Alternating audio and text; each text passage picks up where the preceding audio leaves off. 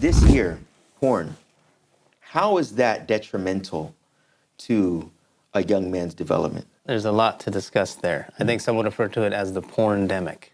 Wow, okay. Right? Okay. It's out there, it's widespread, and the exposure is getting younger and younger. Last I saw the research, like as young as 9. Oh, 9. my gosh. And a lot of times it's not even intentional. Right? And this is very important when it comes to those who surround the person with the addiction to help them. Because a lot of times it's unintentional exposure. What 9-year-old is going on intentionally looking for stuff, right? Something pops up, something at school, right? And so that can lead to that. The problem with this, particularly for men, is it's basically shaitan twisting something which naturally we have inherent in us. We have a natural attraction for women. As a matter of fact, it is the greatest tribulation. مَا تَرَكْتُ بَعْدِ فِتْنَةً أَضَرَّ عَلَى الرِّجَالِ مِنَ النِّسَاءِ. The Prophet ﷺ said in Bukhari and Muslim that I have not left a temptation greater for men. It's not diminishing women's status by any means, but this is a reality. Now, we want to pretend it doesn't exist. That's fine. You can go live in your, fantasy. But we'll live in reality here. So this is a great trial and tribulation for men. And so this is the ultimate form of exaggerating that. We talk about dopamine. Dopamine, when you walk in here to do this, there's a hit of dopamine. It's like, oh, it's gonna be fun, right? Now, what these addictions do is they get us to unnatural levels of dopamine that we weren't designed to handle. And so now that becomes the norm, you see. So now, if you can just swipe or type in a web address and you can see anything you want, and you can see 20 different women in an hour, now when it's time for the halal relationship, it's not as appealing because that person is not artificial. That person has emotions. That person has ups and downs, right? And this is the greatest thing for young men who are on the edge or not involved, that's it. It can vary. There's a high probability it's going to affect you later on when Allah gave you an outlet to make it halal, which is through marriage. Right. This whole thing like dirty and all that. No. We have etiquette as Muslims, of course, but alhamdulillah, within a context of marriage. So if some young brother's watching there, he's like, oh, I saw some, or my friends are watching it. Just be warned. This could affect your life for years and years to come, and it may even affect it in other ways, which maybe for the older audience they would understand as well. Yeah. So that's why, again, it goes back to the prevention is the most, that's the most important thing. In terms of other things that can happen to your question, we find it's not unusual to start on something more tame and then it gets into more nastier and nastier, and you'll find the person will be saying after a year, they're like, man, I remember I just started, I would like watch some provocative videos, music videos or something. It wasn't porn. But now I'm disgusted with myself, but I'm getting, like, what's happened? Trapped. It's just like a substance. You build up tolerance, right? That's why the drug dealer on the playground, the first hit is free. Wants to draw you in. They drag you in, yeah. And then, so this kind of gets them in, but after a while, that's not enough. Yep.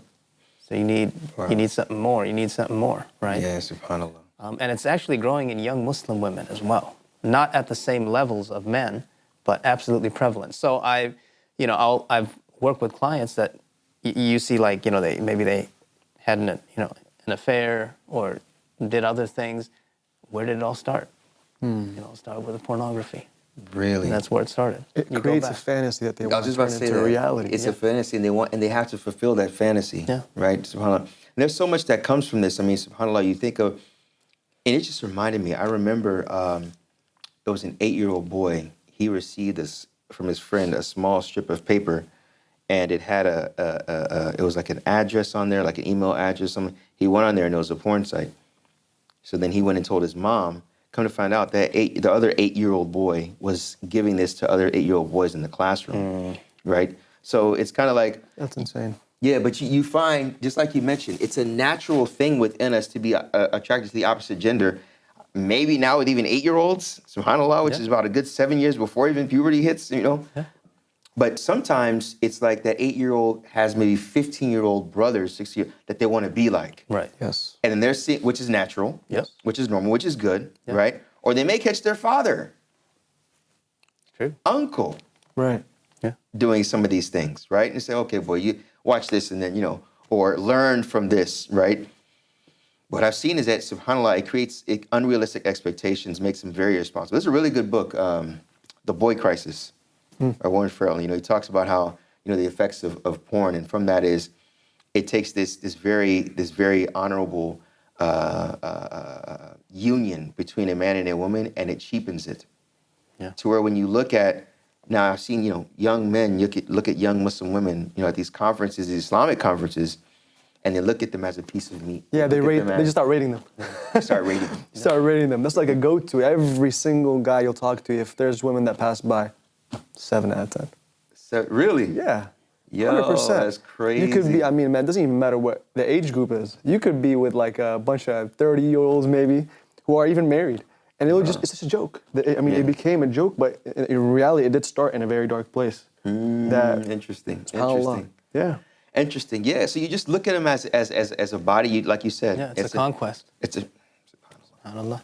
And that is very unhealthy for the Muslim man. That's going to be responsible, because it takes them on a more of an animalistic approach. Right. And that's where, sometimes they'll find themselves, if you imagine if you combined all three of these, right? Video games, weed, and porn. I mean, you probably will be someone that doesn't know how to communicate, to where in the future, when you speak to a potential father-in-law, you don't know how to talk to him. Yeah. He's gonna look at you like, yo, can we hold a conversation?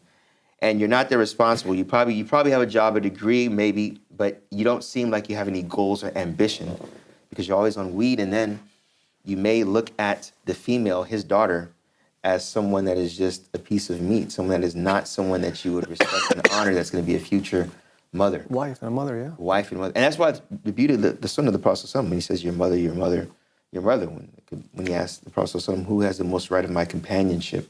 I think it's crucial, always as Muslims, this is connected to a higher purpose. Right. I can give you a secular argument against marijuana. I can give you a secular argument against pornography. And those can be useful. Mm-hmm. But that's not what it's all about, because eventually it's going to end with, well, if you don't have any belief in something else, well, then as long as you're not hurting anybody, you can do whatever you want. And what is the argument against that? If you don't have any purpose, if you don't think you're going to be, resurrected and questioned, then let's be honest, we would just do whatever we want, right? If we didn't have Islam, who knows where life would be? Yeah. And that's why it's a foundation. It's the anchor that brings it all together. You take it's a core component. It has to be part of this process for anyone trying to get out of these things. If it's not, then there's a huge hole that's not going to be fixed.